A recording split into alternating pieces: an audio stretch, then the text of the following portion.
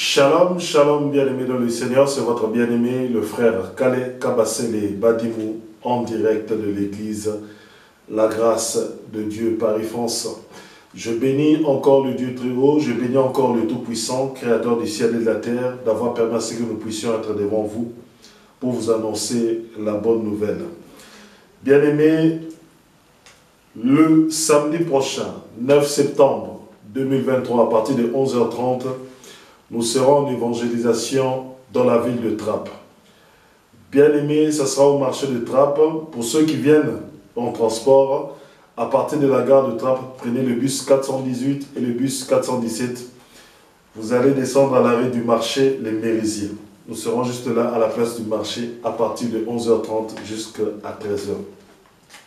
C'est une invitation cordiale à tous ceux qui me suivent sur Internet ou sur Facebook, afin qu'ils puissent vivre en live la prédication au marché de Trappes. Mais avant toute chose, bien-aimés, recommandons cet instant entre les mains du Seigneur. Père éternel, Père Tout-Puissant, nous te rendons grâce encore pour cette belle journée. Nous te disons encore merci pour le souffle de vie et nous te bénissons. Et nous bénissons le Saint-Nom de notre Seigneur, de notre Sauveur, de notre rédemption, de notre justification et de notre sanctification, notre Seigneur Jésus-Christ, oui, ton Fils. Béni soit ta grâce qui a permis que nous puissions être là aujourd'hui, afin d'annoncer la bonne nouvelle à ce peuple. Car ce peuple est dans les ténèbres, et cette bonne nouvelle qui est la lumière, les fera sortir des ténèbres et les amènera à la lumière de ton Fils bien-aimé. Oui, Père, nous te rendons grâce, que ce moment soit un moment d'instruction, un moment d'enseignement, un moment où le Saint-Esprit parle en nos cœurs, afin que ce cœur qui est incirconcis puisse être circoncis par la parole de vérité, par l'eau pure, qui est notre Seigneur Jésus-Christ. Nous te rendons grâce que ton Esprit Saint nous conduise à chaque instant et à chaque moment. Au nom de Jésus-Christ, j'ai ainsi prié. Amen, amen, amen. Bien-aimés dans le Seigneur, nous continuons toujours avec notre enseignement sur les temps des nations. Là, nous parlons de la circoncision. La circoncision et l'incirconcision. Le dimanche passé, nous avons parlé du Christ, le médiateur de la nouvelle alliance. Nous avons dit le pourquoi et le comment le peuple juif attendait le Christ. On a parlé de beaucoup de prophéties, on a parlé de beaucoup de promesses par rapport à Christ et aux enfants d'Israël. Maintenant, nous savons que Christ est le sauveur du monde. Christ est le sauveur du monde. Et nous savons que le monde aussi, toutes les nations de la terre, attendaient, dirais-je, plus précisément, la venue de Christ. Maintenant, aujourd'hui, nous allons savoir pourquoi est-ce que les nations, c'est-à-dire les incirconcis, les païens, attendaient avec une ardente impatience l'arrivée du Messie, l'arrivée du Christ. Bien-aimés, ne pensez pas que le Christ était seulement venu pour les Juifs. Les Juifs, c'était juste un lieu, une place où ils devaient naître, une place où ils devaient grandir, une place où ils devaient accomplir certaines choses. Parce que dans la hiérarchie du salut, les Juifs ont la priorité.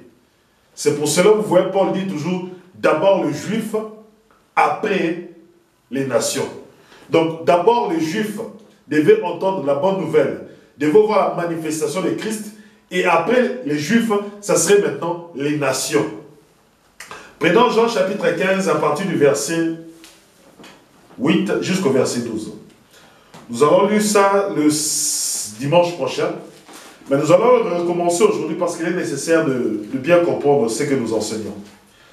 Le thème d'aujourd'hui, le Christ est médiateur de la nouvelle alliance pour les nations, ou pour les incirconcis, ou pour les païens. Comme Christ est le médiateur de la nouvelle alliance pour les juifs, pour les circoncis, de même Christ aussi est le médiateur de la nouvelle alliance pour les incirconcis, pour les nations et pour les païens. Prenons Romains chapitre 15, à partir du verset 8 jusqu'au verset 12. Je dis, en effet, que Christ a été serviteur des circoncis pour prouver la véracité de Dieu en confirmant les promesses faites au Père. Tandis que les païens, c'est-à-dire nous les nations, glorifient Dieu à cause de sa miséricorde. Selon qu'il est écrit, c'est pourquoi je te louerai parmi les nations et je chanterai à ta gloire, à la gloire de ton nom. Il est dit encore, nation, réjouissez-vous avec son peuple. Et encore, louez le Seigneur, vous toutes les nations, célébrez-le, vous tous les peuples. Isaïe dit aussi, il sortira d'Isaïe un rejeton qui se levera pour régner sur les nations. Les nations espéreront en lui. Alléluia. Bien-aimés, l'apôtre Paul est en train de dire aux païens, parce que lorsque vous regardez, lorsque l'apôtre Paul a commencé l'épître de Romains, il a commencé à parler des juifs et des non-juifs. Il a commencé à parler des circoncis et des incirconcis. Il a commencé à introduire avec la loi.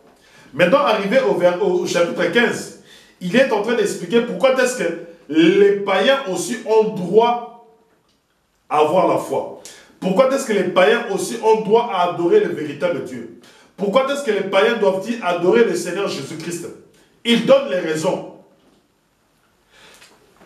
Et quand il donne les raisons, il donne des promesses, il donne des versets de la Torah, il donne des versets de la Bible. Il dit ceci, tandis que les païens glorifient Dieu à cause de sa miséricorde, selon qu'il est écrit. Selon qu'il est écrit. Donc, lorsque les Juifs voyaient que les païens aussi glorifiaient Dieu, lorsque les Juifs voyaient que les païens aussi commençaient à adorer, à parler de Jésus de Nazareth, ils se posaient la question, mais comment est-ce qu'eux peuvent-ils parler de Jésus-Christ? Nous sommes les descendants de la chair d'Abraham. Nous sommes les frères de la chair de Jésus-Christ. Mais comment est-ce que les païens peuvent-ils aussi le glorifier, peuvent-ils aussi adorer Dieu à cause de Jésus? C'est là qu'intervient l'enseignement de Paul. C'est là que Paul vient leur dire pourquoi est-ce que les païens aussi doivent glorifier Dieu.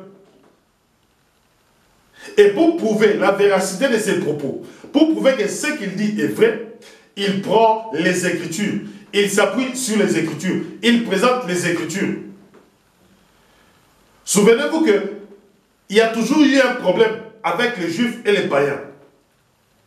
Certains Juifs, certains faux Juifs, certains faux apôtres voulaient que les païens puissent être circoncis pour démontrer qu'ils sont sauvés.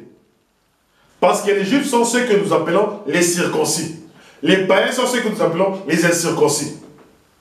C'est pour cela que l'apôtre Paul est venu expliquer en profondeur à travers les Écritures que les païens, les nations ont aussi droit à adorer Dieu à cause de sa miséricorde. Alléluia. Prenons Genèse chapitre 22. Bien-aimé, même si tu n'es pas israélite, même si on dit que tu es incirconcis, sache une chose, que tu as accès au Dieu d'Abraham, au Dieu d'Isaac, au Dieu de Jacob. Et les Écritures vont le prouver. Les Écritures vont le démontrer. Pourquoi est-ce que les païens attendent la venue de Christ? Pourquoi est-ce que les païens, eux aussi, devraient s'accrocher à Christ? Alléluia. Moi et Jésus, lui il est israélite, moi je suis congolais. Mais les Écritures me disent qu'il faut que j'espère en lui. Maintenant il faut que je sache pourquoi est-ce que j'espère en lui. Alléluia. Donc nous remarquons que Israël est l'horloge de toute la terre. Israël est l'horloge de Dieu de toutes les nations. C'est-à-dire que les nations, pour comprendre les signes, pour comprendre les temps, ils doivent regarder Israël. Sachez que lorsque quelque chose se passe en Israël, nous les nations, nous devons regarder. Spirituellement, qu'est-ce que cela veut dire? Afin que nous puissions regarder les Écritures et que nous puissions prendre position. Genèse chapitre 22, verset 15 jusqu'au verset 18. Alléluia. Je lis au nom de notre Seigneur Jésus-Christ. L'ange de l'Éternel appela une seconde fois Abraham des cieux et dit, je le jure par moi-même, parole de l'Éternel, parce que tu as fait cela et que tu n'as pas refusé ton fils, ton unique, je te bénirai et je multiplierai ta postérité, comme les étoiles du ciel, comme le sable et comme le sable qui est sur le bord de la mer. Et ta postérité possédera la porte de ses ennemis. Écoutez, là où interviennent les nations. Parce que beaucoup de gens ne voient pas les nations lorsqu'ils parlent de cette bénédiction. Mais maintenant, nous, notre objectif, c'est quoi? C'est de faire sortir les nations. Afin qu'un païen qui n'a pas encore accepté Jésus-Christ, un païen qui se dit que moi, je ne peux pas être sauvé parce que je ne suis pas la descendance charnelle d'Abraham, qu'il puisse trouver le réconfort, qu'il puisse trouver l'espérance. Écoutez bien ce verset. Toutes les nations de la terre voudront être bénies en ta postérité, parce que tu as obéi. Lorsque l'Éternel dit cela à Abraham, il dit, toutes les nations de la terre voudront être bénites ou seront bénies en ta postérité. C'est-à-dire que toutes les nations, que tu sois français, allemand, européen, africain, américain, nous serons tous bénis en la postérité d'Abraham. Alléluia. Est-ce que vous me saisissez? La promesse que Dieu fait à la terre, lorsque Abraham obéit, lorsque Abraham offrit son fils unique, c'est-à-dire Isaac, lorsque Abraham offrit Isaac, la récompense de cette offrande, la récompense de cette obéissance est que, à travers de cette offrande, toutes les nations de la terre seront bénites en la postérité d'Abraham. C'est-à-dire que cette bénédiction-là ne touchera pas seulement Israël, ne touchera pas seulement la descendance charnelle d'Abraham, mais elle touchera toutes les nations de la terre. C'est pour cela, bien aimé, Christ pour nous est une joie. Cela démontre la miséricorde de Dieu. Parce que celui qui avait offert l'offrande, c'était Abraham. Et sa postérité était Isaac. Donc la bénédiction pouvait seulement rester à Abraham et à sa postérité dans la chair. Mais Dieu n'a pas voulu cela.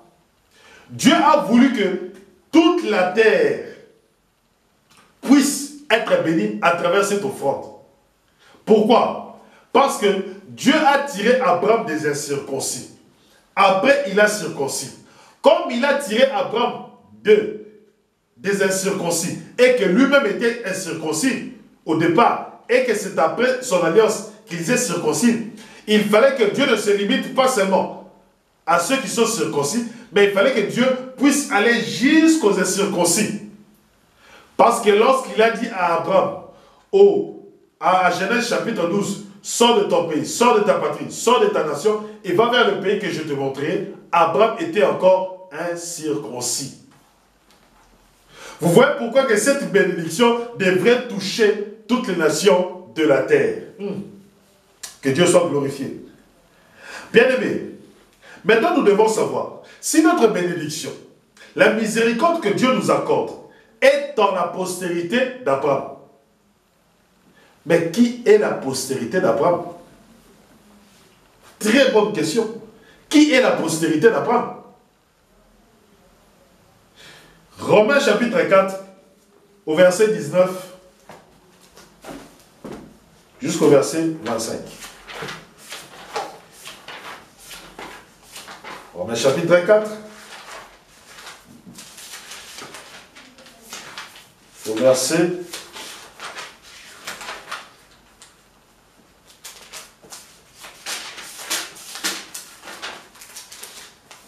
15 jusqu'au verset 19.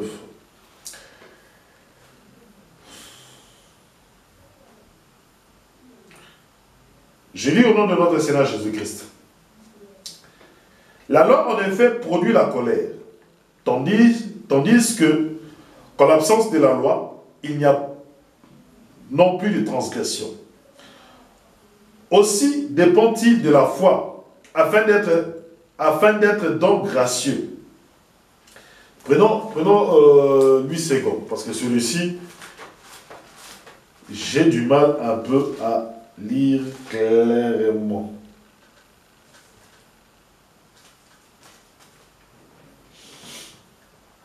Attendez, je vais prendre ma Bible, il se trouve sur le portable. Donc, ce Romains chapitre 4, à partir du verset 15. Nous allons lire. Parce que la loi produit la colère, et que là où il n'y a point de loi, il n'y a point non plus de transgression. C'est pourquoi les héritiers le sont par la foi. Parce que ce soit par grâce, afin que la promesse soit assurée à toute la postérité. Non seulement à celle qui est sous la loi, mais aussi à celle qui a la foi d'Abraham, notre Père à tous. Selon qu'il est écrit, j'étais établi Père d'un grand nombre de nations. Il est notre Père devant celui auquel il a cru, Dieu qui donne la vie aux morts et qui appelle les choses qui ne sont point comme si elles étaient. Espérant contre toute espérance, il crut, en sorte qu'il devint Père d'un grand nombre de nations. Écoutez bien, d'un grand nombre de nations. Donc Abraham doit être le père d'un grand nombre de nations. C'est-à-dire qu'Abraham ne peut pas se limiter à être seulement le père de la nation d'Israël, mais Abraham doit être le père d'un grand nombre de nations. Alléluia. Selon ce qui lui avait été dit, telle sera ta postérité. Et sans faiblir dans la foi, il ne considéra point son corps était déjà usé, puisqu'il avait près de 100 ans, et que Sarah n'était plus en état d'avoir des enfants. Il ne douta point, par incrédulité, au sujet de la promesse de Dieu. Mais il fut fortifié par la foi, donnant gloire à Dieu, et ayant la pleine conviction que ce qu'il promet, il peut aussi l'accomplir. C'est pourquoi cela lui fut imputé à justice. Mais ce n'est pas à cause de lui seul qu'il est écrit que cela lui fut imputé. C'est à cause de nous, à qui cela sera imputé, à nous qui croyons en celui qui a ressuscité des morts, Jésus notre Seigneur, lequel a été livré pour nos offenses et est ressuscité pour notre justification. Donc, pour que Abraham soit le père d'une multitude de nations, il faut que Abraham ait la foi. Et Abraham n'a pas hésité, il a cru. Et cela lui fit imputer la justice. De même que nous, pour que nous puissions être parmi les nations que Dieu donne à Abraham, il faut que nous aussi nous ayons la foi. Alléluia. C'est là où ça devient intéressant. Il faut que nous aussi nous ayons la foi. Mais la foi en qui? La foi à la postérité d'Abraham. Galates chapitre 3, au verset 16 et au verset 17. Galates chapitre 3. Nous allons lire le verset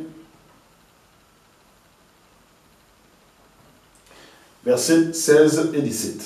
Très très important.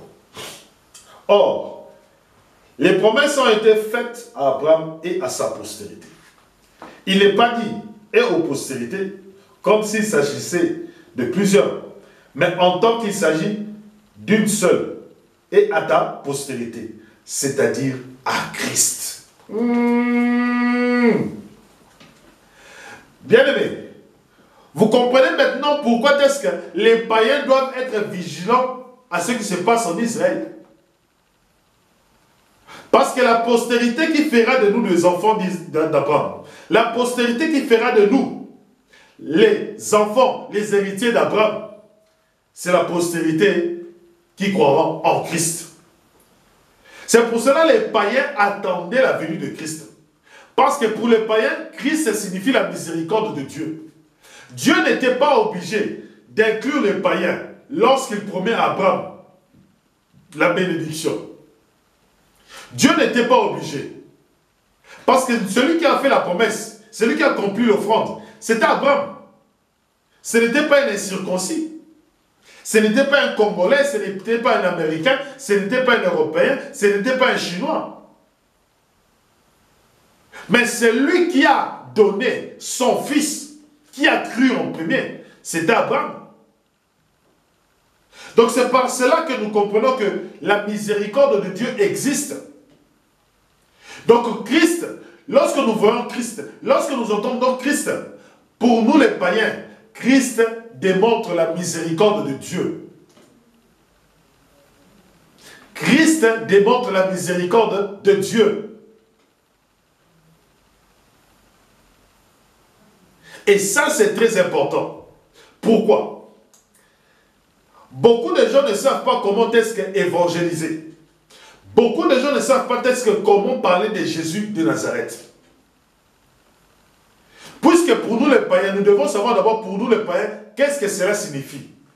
Lorsqu'un païen entend parler de Jésus, il doit savoir sa qualité.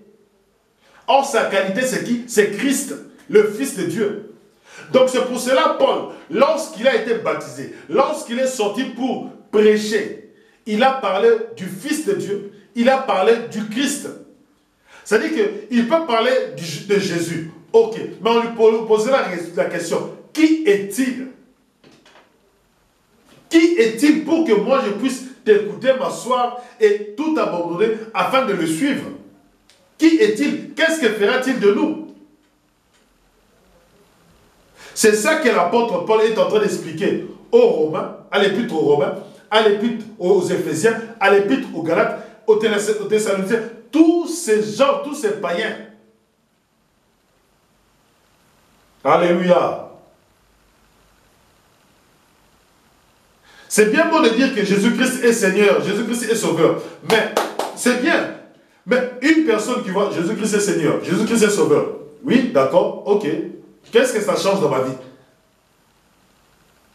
Qu'est-ce que ça change dans ma vie? Or, Jésus de Nazareth, on doit le présenter. Nous sommes des païens. Jésus-Christ a été présenté. On présente toujours Jésus-Christ. C'est pour cela, bien-aimé, où que tu sois, présente toujours Jésus-Christ. Jésus de Nazareth, lorsqu'on te dit, oui, il est seul, présente-le comme le Christ. Parce que celui qui sauve, c'est le Christ. Jésus est le Christ. C'est ça que 1 Jean nous dit. Jésus de Nazareth est le Christ. Quand tu présentes à quelqu'un le Christ, il te posera, mais qu'est-ce que le Christ fera? La bénédiction. Si tu crois en Jésus-Christ, la bénédiction d'Abraham sera sur toi. La bénédiction d'Abraham sera sur toi. L'héritage d'Abraham sera sur toi. Parce que tu es d'office héritier, parce que tu as cru en la promesse. La postérité en qui toutes les nations seront bénies, c'est Christ. Si moi, païen, j'ai cette information, et qu'on me dit que Christ était venu, ou Christ est venu, mais bien aimé, pourquoi est-ce que les païens n'iront pas ça, n'iront pas voir Jésus-Christ? Souvenez-vous de la femme, comment ça s'appelle? Syrophénicéenne. Elle a été sauvée par miséricorde. Jésus-Christ a dit, je ne suis pas venu pour vous, je suis venu pour les brebis perdues d'Israël. Donc Jésus-Christ a fait directement la séparation. Il a dit, non, vous êtes les païens. Je ne suis pas venu pour vous. Je suis venu pour les brebis perdues d'Israël. La païenne dit, oui, je sais que tu es venu pour les brebis perdues d'Israël. Mais les miettes de pain qui tombent de la table, les chiens aussi les lèchent. Qu'est-ce qu'elle disait? Les miettes de pain, c'est ça la miséricorde. Lorsqu'on coupe le pain, lorsque tu le coupes, il y a toujours des miettes qui tombent. Et Dieu le sait, que les miettes tomberont. Et quand les miettes tomberont, il y aura toujours des gens qui viendront prendre ces miettes-là pour manger. La miséricorde de Dieu, c'est ça les miettes de pain. C'est pour cela que cette femme-là a été guérie. C'est pour ça que cette femme-là, plutôt, sa fille a été guérie. Et Christ, qu'est-ce qu'il a dit? Il a dit, ta foi t'a sauvé, vas-y.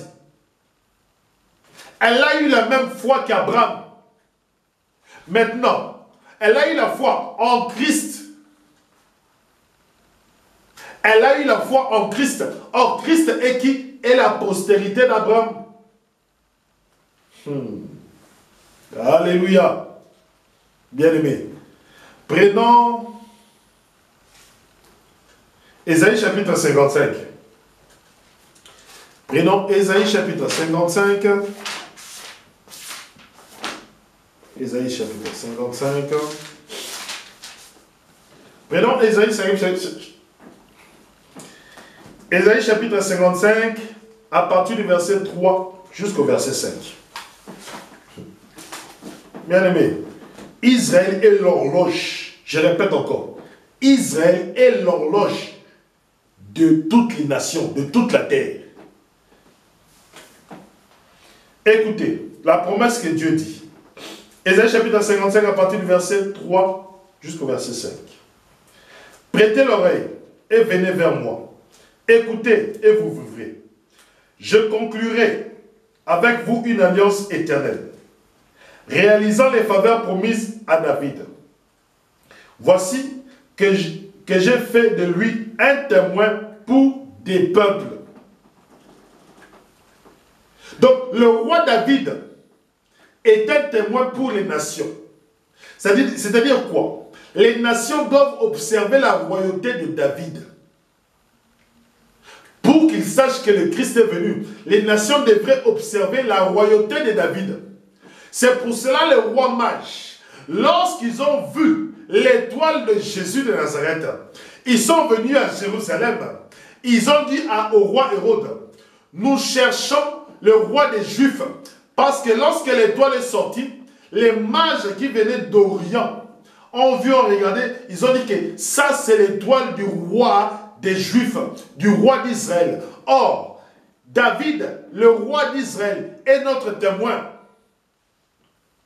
Je répète, David, le roi d'Israël, est le témoin de tout le peuple. Pour savoir que Christ est venu, il fallait regarder l'étoile. Voici que j'ai fait de lui un témoin pour le peuple, un chef et un législateur des peuples. On va prendre une autre la version. Écoutez. Écoutez, dans cette version, c'est écrit: je traiterai avec vous une alliance éternelle, pour rendre durable mes faveurs envers David. Voici, je l'ai établi comme témoin auprès des peuples, comme chef et dominateur des peuples. Dieu, l'Éternel, le Dieu d'Abraham, le Dieu d'Isaac, le Dieu de Jacob, le Tout-Puissant Saint d'Israël, a pris David et l'a établi. Écoutez bien ce que je vais dire. A établi comme chef et législateur de peuple, comme chef et dominateur de peuple. C'est-à-dire que sur toute la terre, David est comme le chef, David est comme le roi, David est comme le législateur de toutes les nations. Vous comprenez maintenant pourquoi est-ce que les nations devaient regarder le témoin David? Pourquoi est-ce que les rois mages sont venus? Parce que les rois mages, lorsqu'ils sont venus, ils ont vu Jésus-Christ. Ils lui ont offert des présents. Ils se sont prosternés. Parce que lorsqu'ils se sont prosternés devant l'enfant Jésus, ils ont compris que celui qui est là, c'est le chef, c'est le dominateur, c'est le législateur de toutes les nations. Vous comprenez pourquoi est-ce que nous disons que les païens glorifient Dieu à cause de sa miséricorde?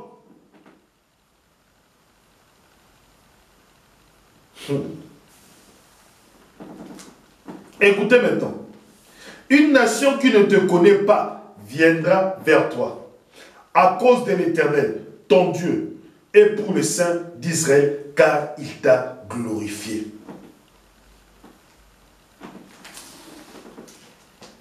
Bien-aimés dans le Seigneur, vous comprenez maintenant pourquoi est-ce que les païens attendaient Christ?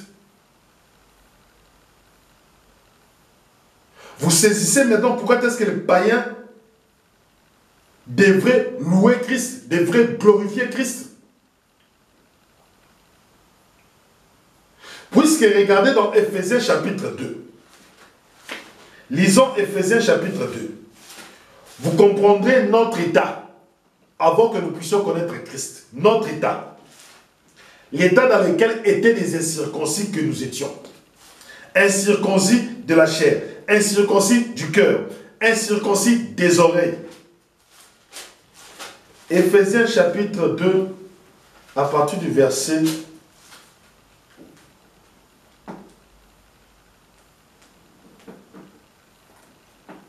3. Nous tous aussi, nous étions de leur nombre et nous vivions autrefois selon les convoitises de notre chair, accomplissant les volontés de la chair et de nos pensées. Et nous étions par nature des enfants de colère comme les autres. Mais Dieu, qui est riche en miséricorde, à cause du grand amour dont il nous a aimés, nous qui étions morts par nos offenses, nous a rendus à la vie avec Christ. C'est par grâce que vous avez été sauvés. Arrêtons-nous un peu là. Regardez notre nature. Nous vivions autrefois selon les convoitises de notre chair, accomplissant les volontés de la chair et de nos pensées, et nous étions par nature les enfants de la colère, comme les autres. Voilà les païens tels qu'ils sont. Ils ne vivent pas selon la volonté de Dieu, ils ne vivent pas selon le plan de Dieu, ils ne vivent pas selon les lois de Dieu, ils ne vivent pas selon les préceptes de Dieu. Ils sont, les païens, ils sont en totale rébellion devant Dieu. Le païen dont je parle, c'est qui? C'est quelqu'un qui ne connaît pas encore Jésus de Nazareth. C'est quelqu'un qui n'a pas encore accepté Jésus-Christ dans sa vie. Alléluia. Écoutez maintenant. Au verset 8. Car c'est par grâce que vous êtes sauvés par le moyen de la foi. Et cela ne vient pas de vous. C'est le don de Dieu. Ce n'est pas par les œuvres afin que personne ne soit glorifié. De se glorifier. Car nous sommes son ouvrage, ayant été créés en Jésus-Christ pour de bonnes œuvres que Dieu a préparées d'avance afin que nous les pratiquions. C'est pourquoi, autrefois païens dans la chair, l'apôtre Paul les rappelle que vous étiez païens autrefois selon la chair. C'est-à-dire quoi? Les païens dans la chair attendaient Jésus-Christ, attendaient le Messie, attendaient le Christ à cause de leurs péchés. Ils n'avaient pas de chef comme les enfants d'Israël. Ils avaient besoin d'un guide, ils avaient besoin d'un berger, ils avaient besoin d'un conducteur, ils avaient besoin d'un pasteur, ils avaient besoin de quelqu'un qui pourrait les redresser, ils avaient besoin de quelqu'un qui pourrait les soutenir, ils avaient quelqu'un qui pouvait les protéger. Ils en avaient besoin. Ils en avaient besoin. Et cette personne-là se retrouve seulement en Christ. Il n'y a que Christ qui peut délivrer. Il n'y a que Christ qui peut changer les choses. Il n'y a que Christ. Et les païens savaient cela. Lorsque les mages sont partis voir le roi Hérode pour demander où se trouve le roi des Juifs, ils savaient pourquoi il venait. Ils savaient toutes les prophéties qui étaient pour les nations. Lorsque les mages ont vu l'étoile de Christ, ils ont dit que c'est l'heure de l'accomplissement des prophéties nous concernant. C'est l'heure de l'accomplissement des prophéties qui concernent les nations. C'est pour cela notre thème, les temps des nations. Aujourd'hui, nous sommes au temps des nations. C'est-à-dire que Jésus-Christ se fait voir, Jésus-Christ se laisse trouver par les gens des nations. Écoutez maintenant. Mais maintenant, Au verset 12.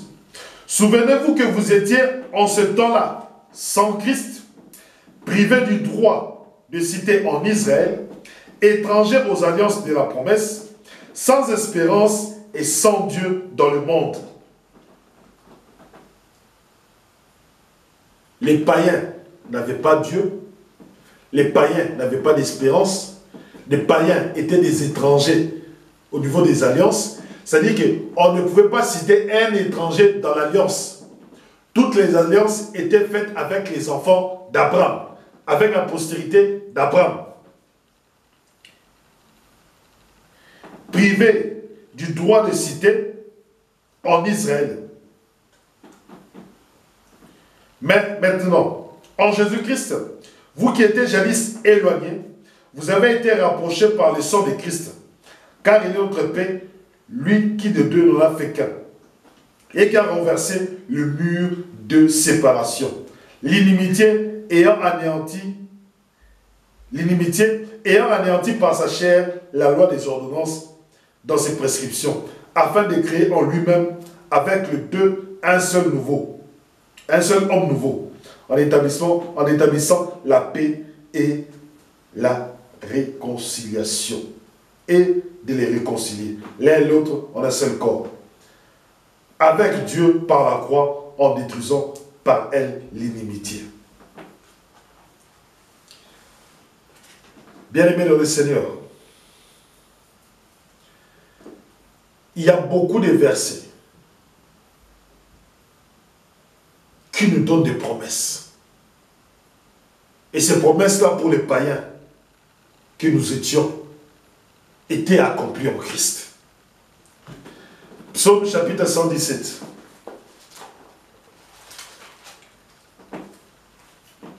Louez l'Éternel, vous toutes les nations. Célébrez-le, vous tous les peuples, car sa bonté pour nous est grande et sa fidélité dure à toujours. Louez-le. Comment est-ce que allons-nous louer nous les nations? Nous qui n'avons pas le droit de citer en Israël, comment est-ce que nous allons louer les nations? Comment est-ce que nous allons louer l'Éternel? Si l'Éternel ne casse pas le mur d'inimitié, si l'Éternel ne nous donne pas accès à son temple, si l'Éternel ne nous donne pas accès à sa grâce, souvenez-vous que les incirconcis de la chair et les incirconcis du cœur n'ont pas accès au temple. N'ont pas accès au temple. Ce n'est que lorsque Christ vient que là que nous avons accès au temple. Alors, bien-aimés, sachez que l'accès à ce temple, c'est par miséricorde. C'est pour ça que tu vois les païens glorifier Dieu. Glorifier et magnifier Dieu. Bien-aimés, maintenant, les circoncis attendaient Christ pour le pardon de leurs péchés. Nous, les incirconcis, nous attendons Christ à cause de sa miséricorde, à cause de la miséricorde de Dieu. Car c'est lui qui ramènera la miséricorde de Dieu. Sachez une chose, le pardon des péchés, la miséricorde de Dieu, la grâce de Dieu se retrouvera à la croix. C'est pour cela que je vous dis que dimanche prochain, nous parlerons de la croix. La nouvelle alliance qui s'est passée à la croix. Père, nous te rendons grâce pour cette belle parole. Nous te disons encore merci, car tu nous fais comprendre l'état dans lequel nous étions et pourquoi est-ce que nous devions attendre l'arrivée de Christ. Car tu as tant aimé le monde que tu as donné ton Fils, afin que quiconque croit en lui ne périsse point, mais qu'il ait la vie éternelle. Père d'amour, Père de grâce, fais que cette parole puisse toucher quelqu'un qui ne connaissait pas Christ. Mais à travers ce message, qu'il puisse comprendre pourquoi est-ce qu'il doit aimer Christ et pourquoi est-ce qu'il doit avoir la foi en Christ. Nous te rendons grâce pour tout ce que tu as fait aujourd'hui. Bénis encore cette église et bénis encore ceux qui m'écouteront. Nous te disons merci. Au nom de ton Fils, notre Seigneur Jésus-Christ, nous avons ainsi prié. Amen. Amen. Bien-aimés, le samedi prochain, 9 septembre 2023, à 11h30, nous serons au marché des Mérisiers, juste à la place du marché. Nous allons évangéliser le monde. Nous allons évangéliser les païens. Si vous voulez m'accompagner, n'hésitez pas, venez. Parce que l'Église a aussi besoin de grandir. C'était votre bien-aimé, le frère Kale Kabassele Badimou, en direct de l'Église La Grâce de Dieu Paris France. Je vous dis à dimanche prochain, si Dieu nous prête vie.